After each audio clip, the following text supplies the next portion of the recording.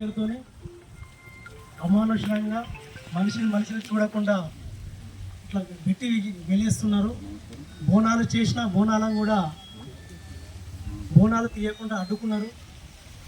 మా పట్ల కొద్దిగా వివక్షణ కొనసాగుతుంది కాబట్టి ఆ గ్రామాన్ని సందర్శించి ఖచ్చితంగా సురక్ష పాటించే వాళ్ళకు అవేర్నెస్ ప్రోగ్రాం కల్పించాలి, పౌరాకుల దినం జరిపించాలని విన్నవించుకున్నాం.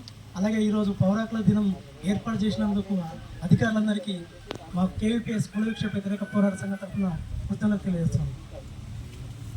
చాలా రోజుల నుంచి చూస్తున్నాం, ఈ సిద్దిపేట జిల్లాలో ఉమ్మడి జయదేవ్పూర్ మండలంలో కూడా కుల వివక్షత చాలా ఉన్నది.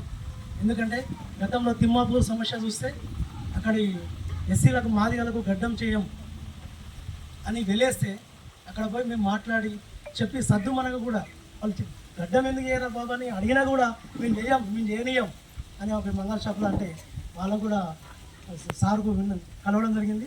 వాళ్ళ మీద కూడా కేసులు చేయడం జరిగింది. అంటే ఇక్కడికి దాదాపు 77 సంవత్సరాలు అవుతున్న ఇంకా అంటరానితనం ఇంకా కొనసాగుతుందంటే అసలు మన దేశం ఇంకా విజ్ఞానం అయిపోతున్నా ఇంకా ఆటవిక సమాజం పోతుందని మనం తెలుసుకోవాలి. కాకపోతే ఏంటంటే ఇప్పటికీ చదువుకున్న వాళ్ళు ఉన్నారు, మా దాంట్లో మంచి ఆఫీసర్లు ఉన్నారు, మంచి ఎడ్యుకేషన్ పరంగా ఉన్నాం. రోజు ఖచ్చితంగా మేము స్నానాలు చేస్తున్నాం. అప్పట్లేక మురికిళ్ళ బట్టలు ఎక్కువ ఉండే పరిస్థితులు కూడా లేవు. ఇప్పటికీ మళ్ళీ ఇంకా ఇచ్చిన చూపు ఎందుకు చూస్తాం? అంటే మేము మనసులో కాదా, ఈ దేశంలో లేమా, ఈ మట్టిలో లేమా? ఇంకా వాళ్ళకంటే బెటర్గానే ఉంటున్నాం. వాళ్ళన్నా అప్పుడప్పుడు మురికి బట్టలు వేసుకుని ఎక్కడక్కడ కనబడుతుంటారు. కానీ మా వాళ్ళు అందరిని అందరం చూస్తే అందరు నిమ్మరంగా తెల్ల బట్టలు వేసుకుని నిమ్మరంగా ఉన్నాం.